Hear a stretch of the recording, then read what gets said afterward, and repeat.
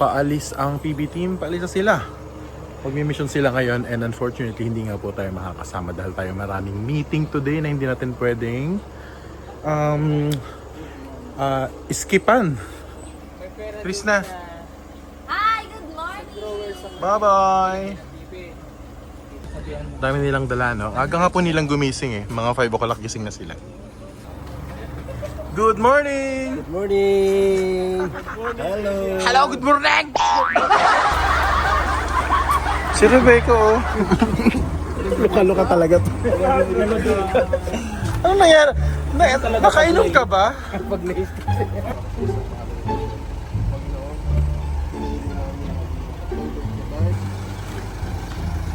Dalawang kotse sila. Ito yung kay Peter Paul. Ito naman yung kay Paul. Grabe na naman. Si Azu naman, oh. Hindi ka sasama? Hindi ka sasama doon? Ha? Hindi tayo sumaman dalawa? Si Ninong at saka ikaw? Dito kayo, nagpaiwan tayo?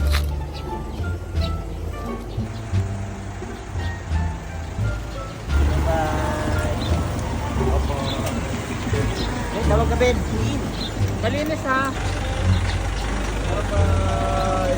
Bye-bye! Bye-bye!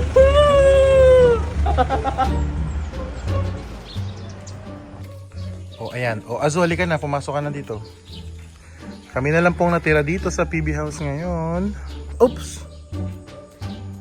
Kaya medyo tahimik ngayon sa mga susunod na 1 o 2 araw hanggang wala sila. May time naman kami ni na Melvin at saka ni June na magtanim dahil kagaya na nga po ng nabanggit ko. May mga dala po akong mga buto na pananim dito. Kaya sasamantalahin po natin ang time na sila ay wala sa ngayon para makapag galaw-galaw dito sa loob ng PB House.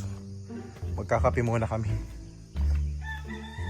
Ayun, at habang sila nga po ang PB team ay nasa mission ngayon, ako po ay nag-work dito sa kitchen. May sarili akong mini fan ventilador. Yan ang aking notebook, ayan, ang aking laptop. Tapos yung cellphone natin, yan, naka-charge ako dun sa may sa may kusina. Kasi dito po sa kitchen ay presko po ang magtrabaho dahil malapit po siya sa window, sa bintana. So fresh po yung hangin na pumapasok and tahimik. Meron po kasing kasalukuyang ginagawa yung po sa may garahe ng PB House. Medyo maingay po kung doon ako sa may kwarto or sa labas mag-work. Kaya dito na lang po ako sa kitchen. Tapos for our lunch, yung natirang tilapia po natin, yun na lang kakainin namin ni na Melvin. Tapos meron pa naman kaming kanin eh. Mula kaninang umaga, yan po tira na yan. Tapos si Madam Yula po, meron siyang tirang red rice. Oh yan. Pwede na sa akin yan. Mas healthy po ng konti. Ito po yung bagong item dito sa PB House. Dati na po meron ng ganito pero nasira na po eh. Pero mas maganda to para hindi na kailangan masyado magyelo. So malamig na agad o mainit yung tubig na kailangan namin sa umaga at tuwing kumakain. So mas maganda po yan, may ganyan. Sa ngayon po ay I think 4 na meetings na ako. Marami po akong kailangan haraping trabaho sa office kaya po hindi talaga ako nakasama although gustong gusto ko po. Plus I think yun pong kanilang mission today ay tatagal po ng 1 to 2 days, up to 3 days po yata. So hindi ko po sure kung kailan sila babalik pa ang PB team. Kaya yun po yung reason kung ba't hindi ko rin ako pwedeng magtagal. Because alam nyo naman po, pasensya na po dahil kami po talaga ay full-time working employees. Alipin po tayo ng salapi. Kailangan po natin magtrabaho para magkaroon tayo ng kita, ng pambayad sa bahay at sa sasakyan. Maya-maya lang po, ilalabas kami, magtatanim kami. May mga dala po akong halaman eh. So yun po yung gagawin natin for today's video. May mga halaman pa po or mga pananim gulay na wala pa dito sa PB House. Yun po yung gagawin natin, magtatanim po tayo dun sa labas. Good afternoon at tapos na nga po ang trabaho natin. Alam niyo naman po na ako ay online, work from home dito mula sa PB House at wala ang buong PB team. Ay! Kinagat mo na naman ako.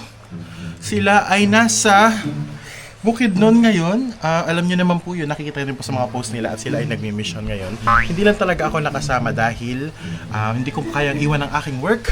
So ako at si Toots ay wala doon ngayon. Karamihan sila ay nandoon or lahat sila ay nandoon. Ito talaga. Ikaw ba? Sige, ikaw na. Ayaw mo pala eh. Aray. So ang gagawin po natin ngayon, tayo po ay magtatanim Dahil kagaya po ng aking nabanggit, dati ay meron po ako mga dalang halaman dito, mga binili ko lang po mga buto sa Manila. At dahil napakaraming halaman at gulay, may prutas din, I think may durian na dito at saka mga saging dito sa PB House. Sa bakuran ng PB House ay dadagdagan pa po natin yan ng mga gulay na sa tingin ko ay wala pa dito. Diba Azu, sasama ka ba sa akin? Sama ka kay Ninong?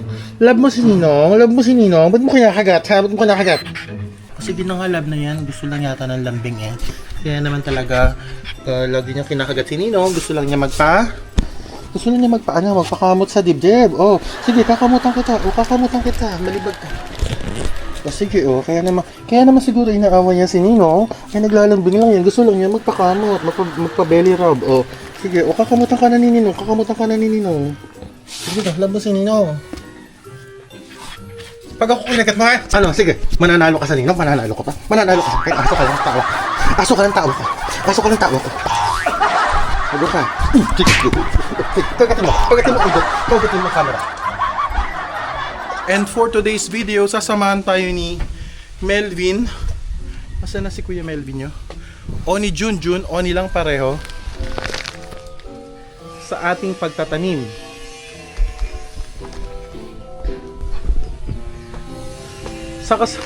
Sa kasalukuyan dito sa likod ng PB House ay ito ang mga tanim. Ayan. Yung mga ampalaya na yan, mga gulay na tumutubo sa sako. So mga sako po yan. Nilagyan lang ng lupa, tapos doon nakatanim yung mga puno ng ampalaya. Tapos ito naman ay mga gulay-gulay like mga chives. Tapos meron ditong Chinese kangkong, ayan. Yan, ang dami naman, namumulaklak pa nga yung ibang kangkong dito. Tapos I think ito ay patola. Patola ba to? Pipino. Pipino pala, pipino. Ayun, meron na nga siyang bunga. Bunga na po siya. Oh. At meron ding alokbati. Ngunit tatagdagan pa po natin yan ng mga iba pang pananim. Ano kaya yung mga pananim na yan? Dala-dala ko tong tubig kasi doon yata tayo magdidilig sa bandang doon sa may bukid. Yan, kasama natin si Melvin. Hello. At dala-dala niya si Azu. Tulungan tayong tanim. So, iika-ika yung paa ko. Ang sakit po kasi ng ko. Masakit yung paa ko maglakad. Masakit din yung bewang ko ngayon, yung lower back ko. Kaya affected yung paglalakad ko. Mula kahapon pa. Ow. Oh, may mga mais din pala dito sa sa PB House, ang lalaki na. Parang malapit na silang mamunga. Nakikita ko na yung ganyan nila, oh. May mga bulaklak na rin. Of course, may coconut. May mango doon at andun yung dalawa nating alimukon. May ibon. Banana. Walang katapusang banana.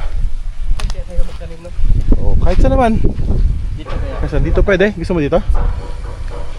Pwede. Kaso lang medyo, sige, pwede dito siguro sa tabi ng saging. Dito na. Oo, dyan. Hindi ba masyadong steep? Saan pwede magtanim? Saan mo gusto?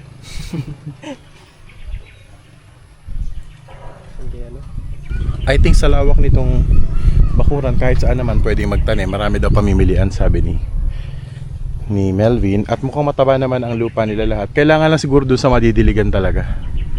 Sa parte na madidiligan at hindi mapapabayaan. So, dito? Azu, saan mo gusto magtanim to? Saan mo gusto magtanim? Saan mo gusto itanim? Ha? Ikaw masunod. Saan mo gusto magtanim? Dito na lang sa medyo mababa. Mabababa kami ng konti. Ang lawak po kasi nitong likuran ng PB House. O gilid ng PB House. Yun po yung mga alagang manok. Nakakulong po dun. Sige, dito na lang tayo. Dito na lang tayo. Yan, dito. O, pwede dito.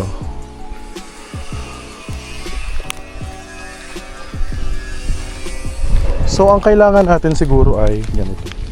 Explain ko nga. Ito pong unang tanim, ito ay winged bean or sigarilyas ang tawag nito sa Luzon.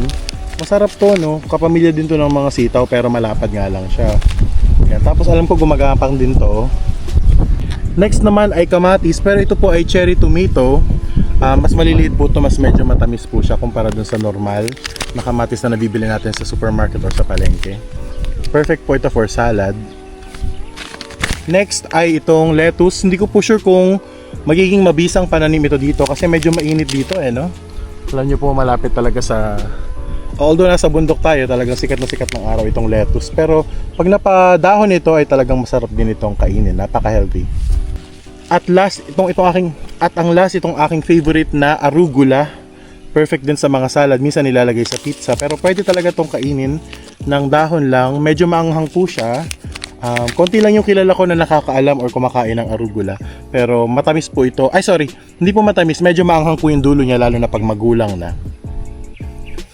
Sa lahat po na nabanggit ko na itatanim namin ay itong winged bean lamang yung gumagapang. So, paano kaya ang magiging pwede nating plano doon? So, sa ngayon pwede mo nang hindi lagyan ng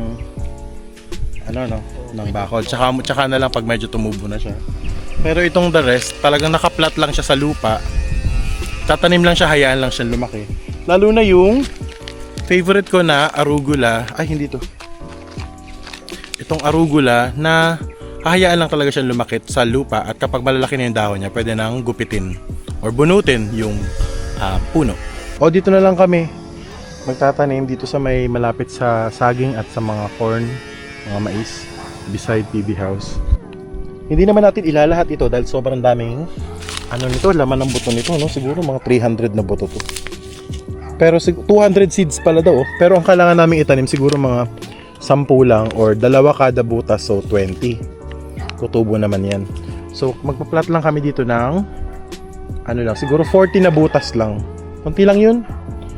Kasi pwede namang taniman pa sa ibang panahon kapag ka naubos na or naani na siya. Ganun lang. Yun. Meron tayong Ha? Kanan ka, kaliwa? Kaliwa. Kanan. Oo nga no. Kaliwit. Kaliwete yata si Junjun. So alangan yung pagbutas. Ikaw lang. Sige, okay lang. Tagain ko na lang. Saan ba si Jun? Tama siya din.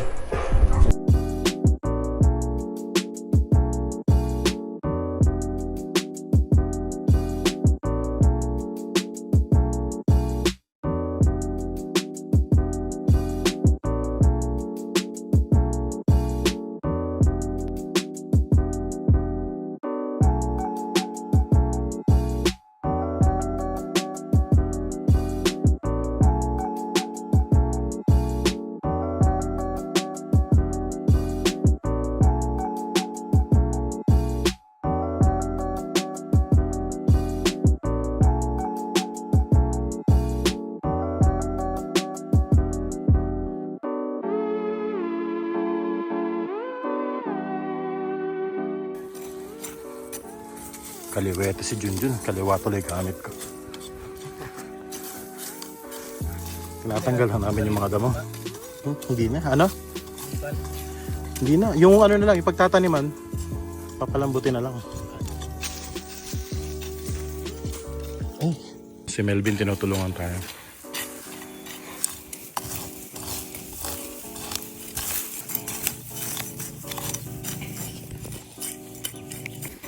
Azu, gusto mo tumulong? Ikaw naman. So ang plano is mula siya dito sa yung plot na gagawin namin mula dito sa dulo ng patay na puno hanggang dun sa dulo ng patay na puno na yun, para rectangle na gano'n. Yun. Kasya na naman siguro dyan ang 40 na butas, 40 na plot. Yan. At saka madaling naging mabunot yung madali pong nabunot yung mga damo. Medyo maliliit at malalambot lang naman siya. Siguro yung winged bean or yung sigarilyas, magkakasama sila dito. So kung 20 yun o kung ilan man magawang butas dyan, para pag nagawa ng bakod or ng gagapangan nila, magkakasama na sila. Or pwede rin isang hirela sila dun sa taas para pag yung bakod, pantay-pantay siyang ganon. Tapos yung the rest dito na sa baba. 1, 2, 3, yun.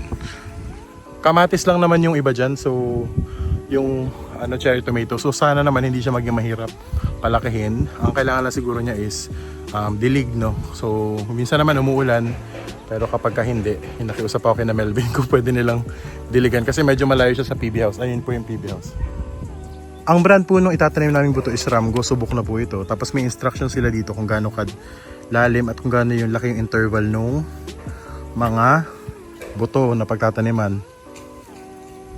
So para sa cherry tomato, ang layo nung tanim sa isa't isa is 30 cm or isang ruler. Tapos yung lalim naman ng buto is 0.5 or kalahating sentimetro lang. Parang kuko lang yan or mas kalahati ng kuko. Itong wing bean, no, ang laki ng interval ng mga rows niya. Nung hanay, 120 cm. 4 na ruler yun. Sobrang laki nun. Sobrang OA naman po nung laki nun, nung hanay. Hindi naman po tayo talaga farmer, agri-farmer. Dito lang tayo sa likod ng bakuran. So pwede namang hindi sundin to. Guide lang siya. Tayo na masunod, Melvin. sa ano niya, sa interval niya. Huwag na nating sundin to masyado. Ayan, ano ni Melvin, binubutas niya yung gumagawa siya ng ano. Pagbubutasan kung saan. Tansyahan na lang po to. Sige. Hindi po to isang strict science naman eh. Okay lang yan. Umupo lang ako saglit kasi ang sakit ng paa ko. Azu. Ayan, naglalambing na naman siya. Huwag mo kakagatin ha. So si Melvin yung ano tuloy. Siya tuloy yung napapagod dahil sa akin. Bait naman ni Azu. Massage mo si Ninong. Tinatanong ni Melvin kung ipupunla pa daw. Sa tingin ko pwede na siyang i-direct kasi kami noon nagda-direct naman kami. Yun naman pong mga ibon kapag kasi nakita nila na may dahon na, so gusto nilang kainin dahil siguro nasasarapan sila sa dahon niya, sa lasa, dahil kakaiba nga. So nag-request ako kanina kay June nung nakausap ko siya, or pwede rin kay Melvin, na pag tumubo na siya after 1 week, lagyan po ng mga ano ng saging, yung trunk po nung saging. Ang tawag po sa amin nun ay, ano ba tawag sa amin nun? Ano tawag sa inyo nun? Sakwa. Sakwa po. Tapos parang isakwa siya yung balat ng saging. Yung trunk niya, ano lang, babalikuin lang para maging bahay siya nung mga ano, tanim.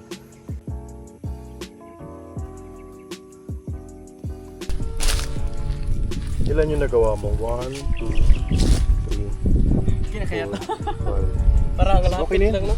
Malaki pa nga yun sa isang ruler eh. Ang isang ruler hanggang dito lang siguro. Isa lang ba? Di ba? Yung ano ba yun? Dalawa yung... 60 nakalagay? Oo, opo. Itong itak ni Jun. 4, 6, 8, 7. 7. Kahit dito na lang. Sa taas niya. Dahil first time po namin itatry itong mga gulay na to dito. So no judgment po. No hard feelings kapag hindi tumubo or hindi naging matagumpay itong tanim. At least importante na try po natin. Medyo clay po yung niya, no? Yung lupa niya, putik. Medyo matigas siya. Tapos may mga ugat, malalaking ugat pa ng puno natira.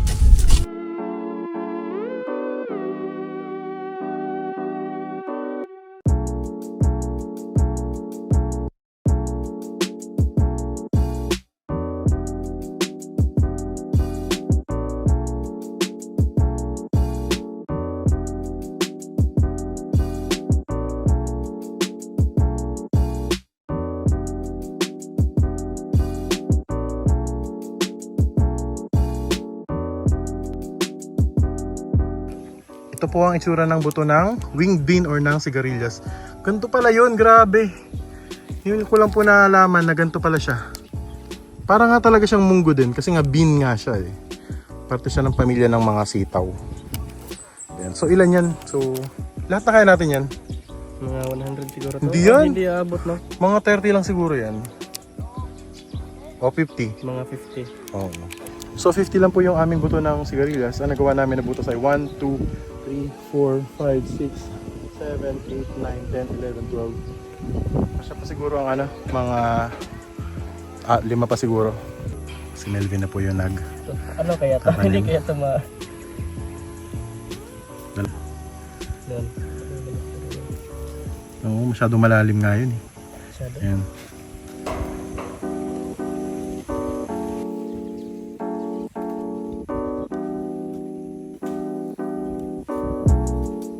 Okay, so habang tinatapos ni Melvin yung winged bean, gagawa na ako ng mga butas ng cherry tomato, ng arugula at saka ng lettuce natin.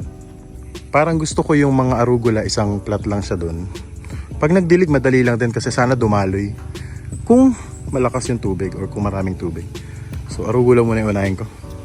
Bias ako sa arugula kasi favorite ko yun eh. Favorite ko talaga yun na pang salad na gulay. Ang gagawin namin doon sa ibang tanim, pababa siya. Pero flat na siya pag ganun. Tapos, kasi para siyang pechay Melvin eh. So, parang pechay lang siya. So maganda kasi dyan, medyo malambot yung lupa. So, medyo bungkal-bungkalin natin ng konti. Pwede. Wag yung sobra. Kasi clay na siya oh. Matigas. So, para mas malaki yung chance niya na mabuhay. Tsaka mas maging healthy yung makaano yung buto niya. Makahinga yung buto niya, makakuha ng oxygen para maging siya productive. In other words, medyo bubungkalin namin siya kasi matigas po yung lupa. Makahingal po medyo dumidilim na, siguro mga 5 o'clock na.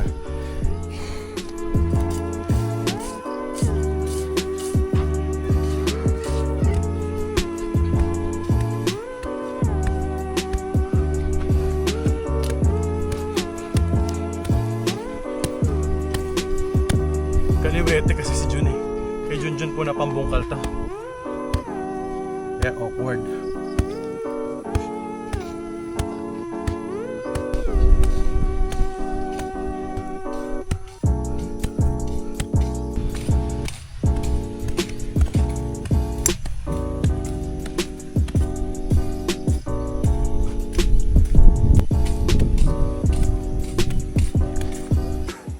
Sakit ng paa ko.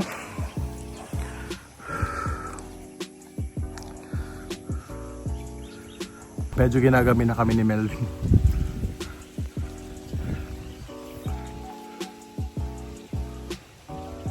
Kagabi po kasi umulan. So malakas yung, medyo basa yung lupa ngayon. Ayan.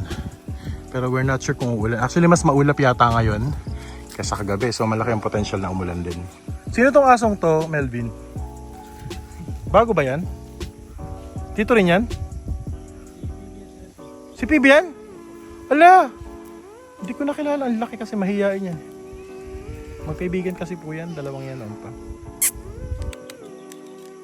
Yung arugula na buto, liitan mo lang ng butas kasi sobrang liit ng ng buto. Para siyang Cherry tomato. Ayun, cherry tomatoes. Para lang. Parang tinan mo yung cherry tomato. Parang lang talaga. Normal na kamatis lang yung buto niya. Yan, ito cherry tomatoes. Sige, magtira ka. So dito is yung mga winged bean natin or sigarilyas. Tapos dito yung sa plat, yung cherry tomatoes, doon yung lettuce, tapos doon yung arugula. Maliit lang. Ilan yung ang lagay na? Dalawa siguro. Nalagay mo muna sa isa mong kamay. Yan.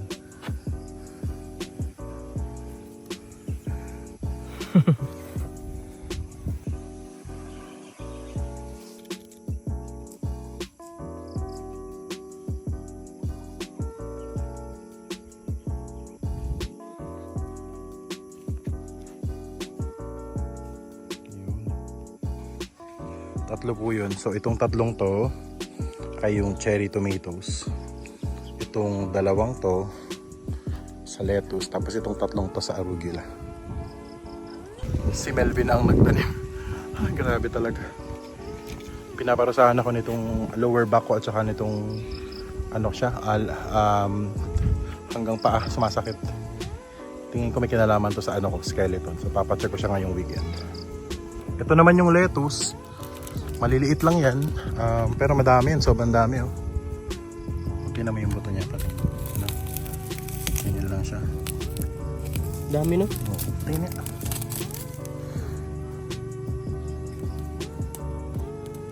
Try lang to. Parang ang hirap pong ipusta na tutubo tong Dami na. lettuce. Dahil po sa tigas ng lupa. Usually nga po yan, alam ko may nag-aalaga pa nito indoor eh.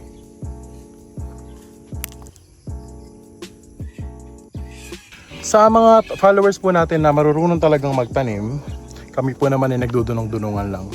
Ano po bang mga maipapayo nyo para sa mga ganitong klaseng pananim, mga ganitong klaseng halaman, para po mas maging mabisa po ang pagtatanim namin. Kasi ngayon po nagtatry lang kami pero willing naman kaming matuto sa mga mistakes at saka sa mga payo ng ibang mas marurunong sa amin. Litan mo lang yung butas yan kasi sobrang dami yan. Ito naman po ang buto ng arugula o Butong-buto ng pechay, parehas na parehas halos. Ayan talaga, isa lang per butas. Yung Ganun lang kaya natin. Ha?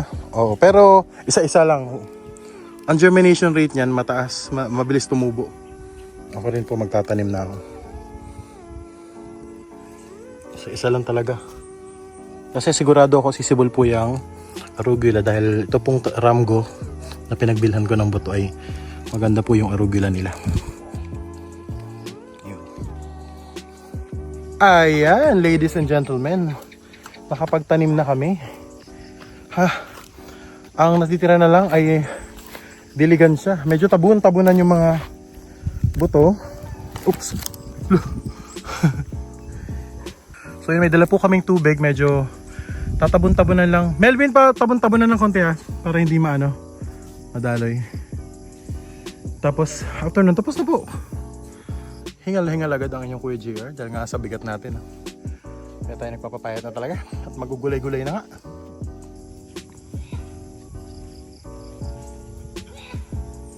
Nabanggit ni Melvin kanina pag umuulan kasi bilang tinanggal na nga namin yung mga damo. So baka yung daloy ng ulan magpunta doon, mag-flow, madala yung mga seeds. Sabi ko naman okay lang. Ganun talaga, hindi naman to masyadong scientific yung pagtatanim natin. Kaya okay lang kung may error. Pero syempre sa mga susunod, learnings na yun, no? Kung pwede nga lang magtanim sa malapit sa PB house, kung mataba lang yung lupa doon. Kaso lang medyo slopey na po. Medyo na talaga siya, pababa na siya. Tapos yung mga pantanim natin na lupa is kung talagang mga loam or ano mga garden soil, hindi man garden soil, loam talaga. Yun po yung pinakamahusay sana. Pero next time po yun. Azu! PB! Dalawa naghahabulan doon. Pag umulan, edi maganda. Libre na yung dilig natin sa mga yeah, courtesy of Melvin Vlog. Mag-subscribe po kayo kay Melvin. Lalagay ko po yung page niya dito. At kung gusto niyo po ng consistent PB update, lalo na sa PB House, sila po ni Junjun ang pupuntahan niyo na channel dahil taga dito po yan. Pinumba mo na yung camera ng Ninong.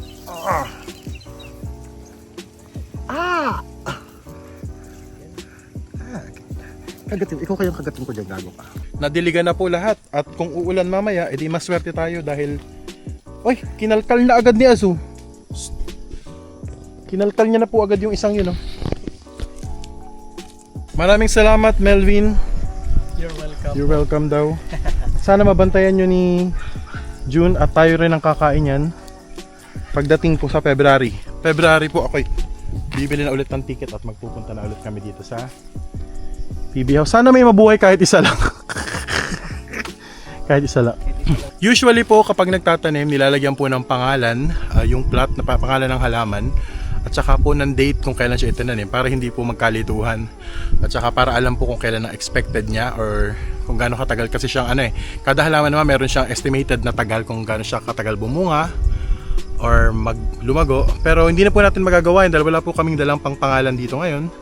Pero bilang naka-video naman po, tanda-tanda na po namin dyan. Ito yung wing bean, sigarilyas. Ito yung, Melvin? Yung tomato. Cherry tomato. Cherry tomato. Sa gitna yung dalawang hinahanay ng lettuce at yung arugula po yung tatlo doon sa likod. Dito lang po yan sa likod ng saging at ng corn sa gilid ng PB House, malapit sa patay na punong ito. Yung mga matitira, anong gagawin mo? Tatanim to sa pag may bakante nyo, tatanim ka to. Pupunla mo muna. Maraming pagtataniman nito. Oo. Tapos ito kapag may chance kayo na gawa ng bakod, ng tulos, ng gagapangan ng wing bean, pakinalang. At saka kung may time kayo sa mga susunod na araw, kung magagawa nyo ni June ng kahit yung takip yung sakwa lang ng saging, Okay po. pag sumibol siya yung... Pag ganun yung niya.